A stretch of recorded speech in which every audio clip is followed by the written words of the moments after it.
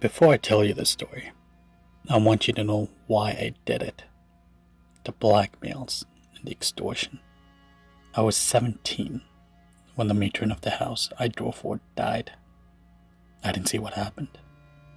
I just heard a horrendous scream and a thud. I rushed out to see the poor lady had fallen off her window and landed headfirst on the couch. She was a nice enough woman. She gave me the job and allowed me to stay at the house's servants' quarters. I don't know how, but I knew it was the husband. Maybe it was the stupid gaping face he had looking out the window at the gruesome scene on the couch. He'd been cheating on her, and it was kind of an open secret. The maid, the gardener, me, we all knew it. It seems the wife had finally caught on, or maybe she always knew, but finally brought up the courage to confront him. They were fighting for days. I wouldn't have expected the man to kill her, though. I don't know what came over me. I was just out of foster care, and she was the first person who was ever truly kind to me without any condensation. Seeing her like that, underground with her head hanging off one of the steps, her head in a pool of blood, what I suppose were her brains. I was angry, and I walked into his room where he was sitting on a little stool, his frame making the stool invisible, rubbing his hands. His face was all red and sweaty. "You did it, didn't you? You killed her because she caught on?" "What?" He stammered. First he denied it, then he begged me not to tell. I was already realizing this was a mistake, and I was just about to apologize when he threatened me. He said he was a powerful man, and I was a scum, and all he had to do was tell the police it was me.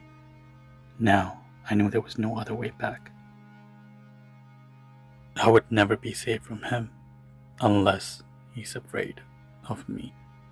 "You can do that. I will just go downstairs and tell them what I saw. And for good measure, I will introduce them to the widowed lady who lives down the street. They will probably check her bank information too. All those transfers the missus mentioned last night, and the other staff, we all like the missus better. I wonder what they will tell the police when they found out it was you." For the first time in my life, I had actual power. Watching this haughty man squirming in front of me. "I didn't mean to. You know I loved her. I just meant to push her against the window. She was trying to grab something. She just fell out. I didn't mean to." He was sobbing. I finally noticed the gaudy big necklace sitting on the dresser.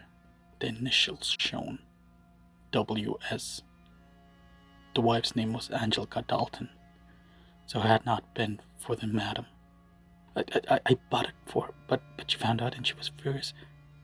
"Give it to me," I said calmly, "and I won't tell anyone what I saw." He looked at me doubtfully. Then he begged me not to tell. I stood waiting. He finally placed it in my hands. I put it in my pocket and went to my room in the servants' quarters. I didn't know what to do. He could go behind my back and accuse me of stealing the necklace, even killing the madam. What he said was true. His word against mine, and I won't stand a chance. I couldn't run. That would just make me a suspect. The funeral was to be held in the house, and I avoided him for the whole time, running errands at the maid's behest and the daughter's behest. A couple weeks later, he decided to leave town with his mistress, fired all his staff, and left the county. He never asked me about the necklace that now has been turned to cash, $20,000, sitting under the floorboards. A couple months later, I ran into one of the maids on the street, and she told me he had died of a heart attack. That's the first time I heard that dreadful word. Karma. It turned out I wasn't the only one who suspected he was the killer. Thinking of our late matron now reminds me of my dear Liana. Her pretty, childlike face turned to the monstrosity.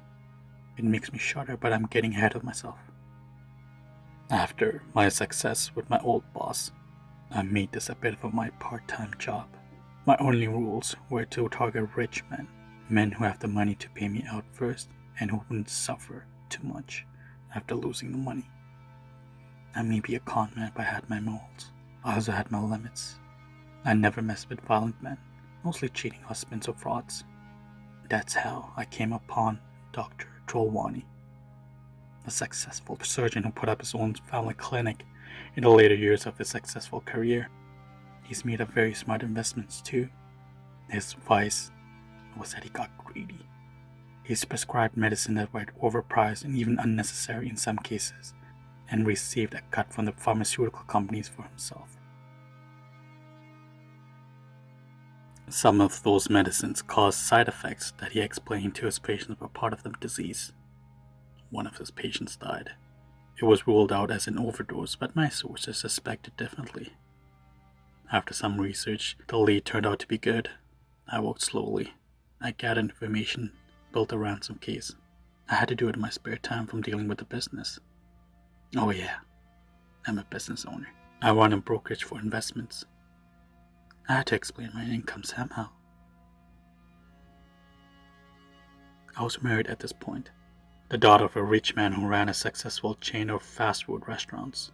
The joke is, he was about to be one of my income sources. Then I saw her. Beautiful, smart, and the most trusting, supportive girl. I couldn't believe it when I finally asked her to marry me and she said yes. And no, I didn't ask her dad for ransom or tell her daughter about his taste for girls younger than she. I took good care of her, and for some reason, she accepted without question everything I told her was true. I felt bad lying to her. Still, in most of my ways, I was a good husband. I never thought of being with another woman. I told her everything except for my other income. Everything she ever wanted, I did my best to give her. She decided everything in the house, what cars to buy, where we went for vacation, who were our friends, who were not, and all I wanted was to be with her. It gave me new fears though. Going to jail, even being found out, became a lot more scarier. How could I face Liana? The doctor only said it was going to be my last. One big one before quitting. It was easy too. He coughed up pretty quickly without giving me a trouble. He had a reputation to maintain. Then one day, Liana became ill. She started getting little marks on her face that then became bigger. They grew like scales on a fish or a snake. She was mortified. She cried all day and night and no doctor had any answer. It was a condition she will live with, they said. Apparently it ate away her lifespan. It was a very rare condition and most doctors had never seen it. And, as you would have it, the only man who had ever cured the disease was Dr. Trelawney. He had only done it once, but the lady had survived and the strange condition had to reversed. He agreed. Liana was overjoyed even though he didn't guarantee anything. Treatment went on for months, followed by a surgery to remove a tumor that had been causing the skin condition. This was a surgery no one wanted to attend, but he was successful, and my Liana was returned to me after 8 agonizing hours. It worked. She was not as weak. She was smiling more, and I knew she was feeling better. She started noticing the skin marks fade away too. She was so happy I was happy too. I gave every cent back to Joanie. This happening was doubled by the fact she gave me the news that we were going to be parents. We went on planning our life for the new child, but as the months rolled by, Liana became weak. It's a pregnancy right after the surgery, Joanie said. She will get better, but we may have to perform a C-section when it's time.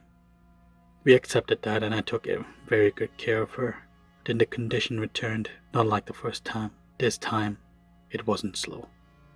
She said her stomach was feeling strange and laid down on one afternoon and didn't wake up until next morning. When I went to wake her up the next morning, she was covered in scales. Her eyes turned pus yellow. The scales continued down her body, covering the large belly. I kept her there with me, not even allowing her to look at the mirror, afraid of what she would feel. She was in agony. I begged Trelawney to come, and after checking on her, he said another surgery may be necessary. Maybe it was the strain, but she entered labor early that very night. The C-section was performed, but I didn't care to look at the baby. Liana was gone. The illness was too profound, the doctor said. When the C-section was done, she lost too much blood. She became conscious in the middle of the surgery. The pain of the surgery along with the pain of the disease was too much, and her heart gave out. She was okay before, I argued. It was supposed to shorten her lifespan, not an immediate death.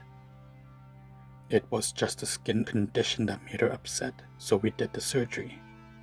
My own words let the truth dawn on me. This monster did something to her. This monster killed her. I looked at him. He was smiling. I wish I had punched him or stabbed him, but I just fell to the ground. I knew why he had done it.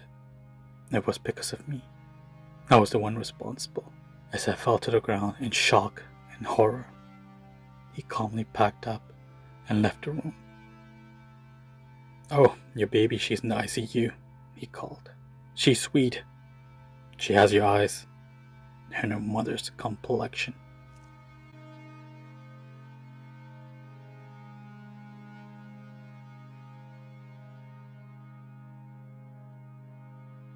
Hey everyone, thanks for listening to another tale from Disturbia. Check out our other videos, leave a comment to tell us what you think, and if you liked our content, subscribe and hit the bell to be notified. Thanks for watching.